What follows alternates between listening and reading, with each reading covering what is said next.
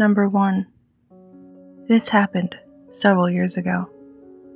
I used to walk up to a 7-Eleven about 2 miles from where I lived to get a big gulp. The store was located on a 4-lane road, and there were several fast food places.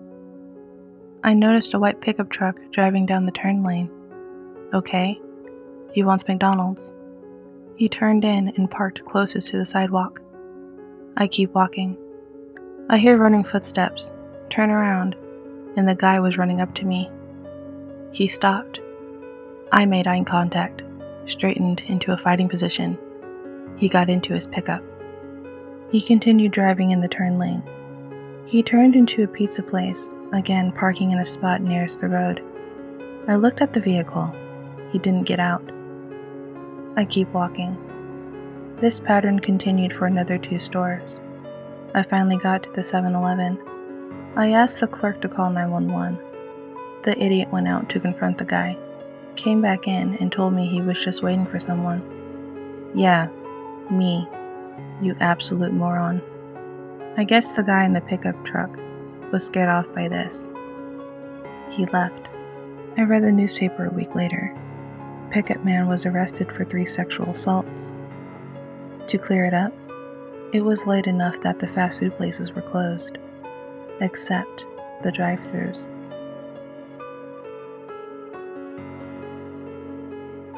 Number 2.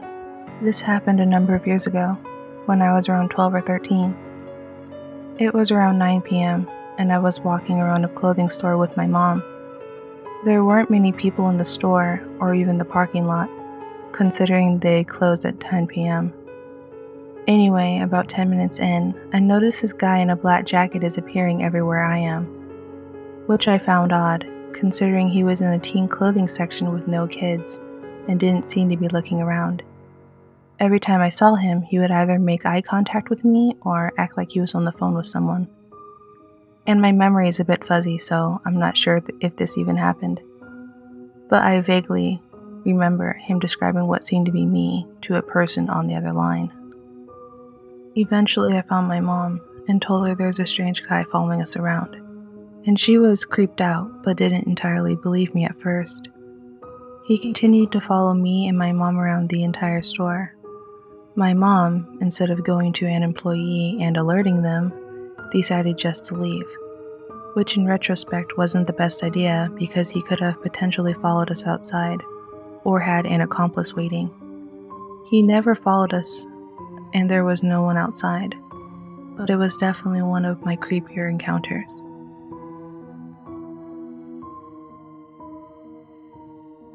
Number 3. About 9 years ago, I was walking home from school and taking public transportation. I had been stalked, hit on, and followed home.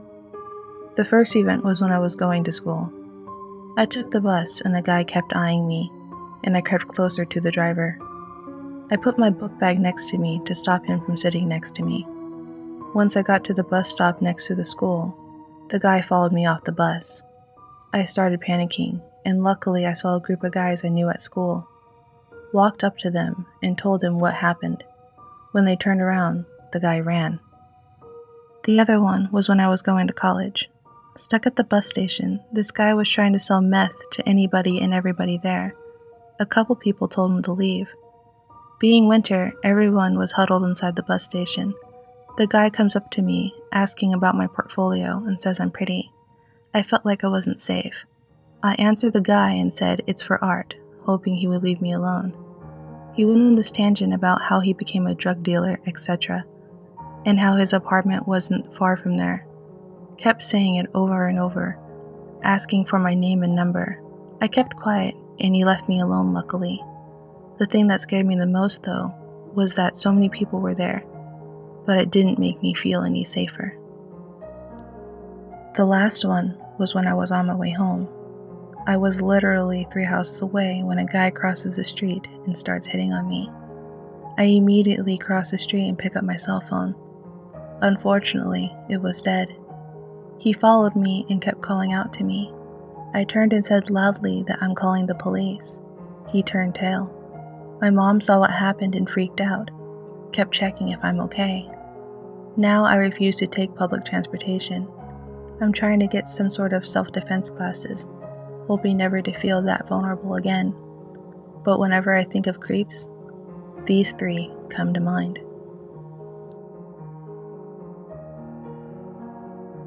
Number 4. I have never really been the one to attract crowds to me of any kind, really. At the time I was 19 and working at McDonald's to help out with family bills and shopping and other things we had to deal with in order to live in a house with 6 people. But around closing hours, I would notice someone show up and hang around the back of the place. He would never order anything, and that was fine by me. Looking back at it now, I probably should have got someone like the manager to let them know about it. But I was honestly too shy and afraid to be yelled at for bothering him. Our manager was kind of an asshole. No one really wanted his help with anything anyway. But the guy would later, a month or two into stalking me, start leaving when I did, often staring at the exit I would take to leave, or my car, or just at me.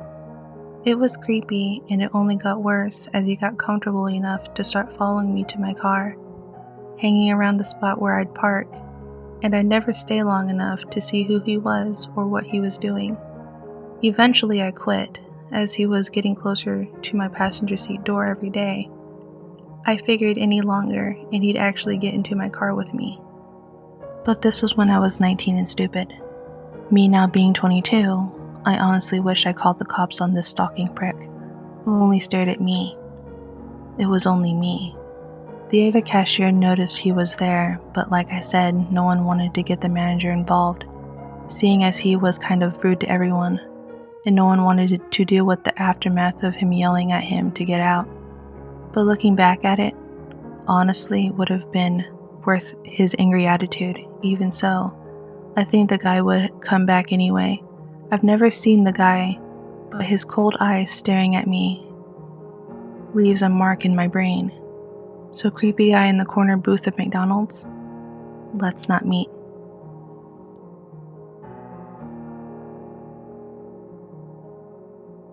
Number 5. I was 7 years old, and I was in my bedroom drawing when I saw someone enter my house from the front door. He put his finger up to his lips in the shush motion and proceeded to take things from my house. He was one of my mom's friends, so I thought she said he could have them. Well, when my mom got out of the shower, I told her that he came to grab some stuff, and she flipped out and called the cops and everything. After he got out of jail, he would stalk my backyard and stare through our windows, sometimes jiggling the doorknobs. The last time I saw him, we came back from the store, and I ran to my bedroom to see him crawling through my small bedroom window in the darkness. The police got a hold of him once again, and he was gone after that. Never once saw the man again. Number 6. About 2 weeks ago, I was visiting my boyfriend's family with him, and getting to know them more, since we were in the process of moving in together.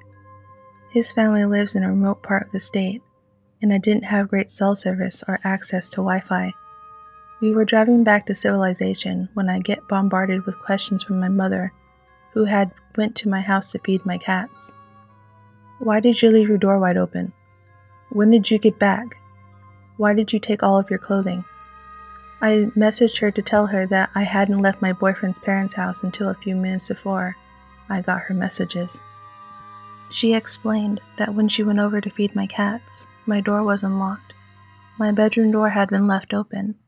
My clothing, bras, underwear, socks, jeans, t-shirts, scrubs, etc., were all gone, even the hangers.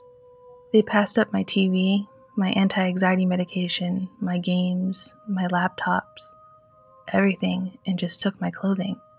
What's worse, the door wasn't broken. Whoever entered had a key.